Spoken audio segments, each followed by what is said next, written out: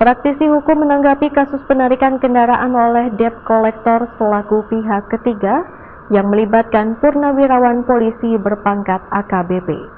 Praktisi hukum mengingatkan asas keseimbangan hak dan kewajiban dalam kesepakatan bisnis agar tidak berujung ke ranah pidana.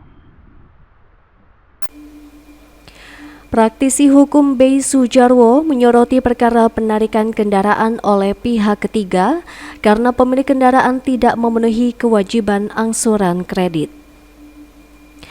Dalam kasus baru-baru ini yang terjadi di Jalan Kartini, Tanjung Karang 26 Juni lalu, penarikan kendaraan melibatkan purnawirawan Polri berpangkat AKBP. Menurut Sujarwo, pemenuhan hak dan kewajiban dalam perjanjian bisnis merupakan poin krusial yang bersifat mutlak. Pihak pemberi kuasa berhak menerima pembayaran penuh sesuai kesepakatan. Pihak penerima berkewajiban menyelesaikan tepat waktu tanpa ada kelalaian.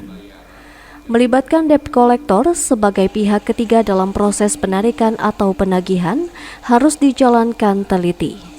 Keabsahan dan batasan dalam surat kuasa harus dikaji menyeluruh untuk menghindari potensi pelanggaran hukum yang berakhir di ranah pidana.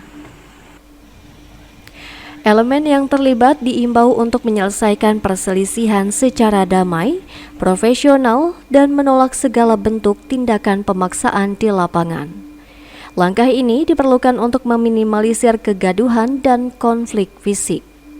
Aparat penegak hukum tetap mengedepankan asas praduga tak bersalah dalam menyikapi laporan sengketa yang terjadi di masyarakat.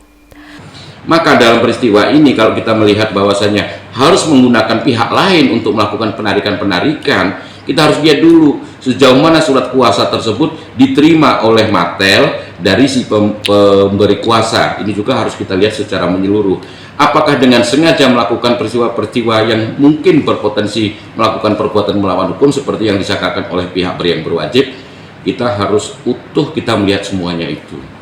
Kami berharap tidak juga harus prejudis, orang itu belum dinyatakan bersalah sebelum ada putusan pengadilan yang mempunyai kekuatan hukum tetap. Kami menghargai peristiwa-peristiwa itu. Tentunya pihak aparat penegak hukum juga tidak ujuk-ujuk melaksanakan tindakan-tindakan seperti yang sudah diberitakan di media massa sekarang ini. Intinya begini juga ya sama kawan-kawan semua. Kami berharaplah kepada masyarakat semuanya, apa yang sudah disepakati, mari kita laksanakan secara gentle sesuai dengan kewajibannya masing-masing. Sehingga tidak gaduh lagi dengan peristiwa-peristiwa ini. Sehingga tidak ada lagi matalang-matalang yang melakukan kegiatan-kegiatan dengan upaya paksa. Sehingga berpotensi untuk berhadapan dengan hukum. Mungkin itu yang bisa saya sampaikan. Kolisa Sahara, Sigar TV, melaporkan.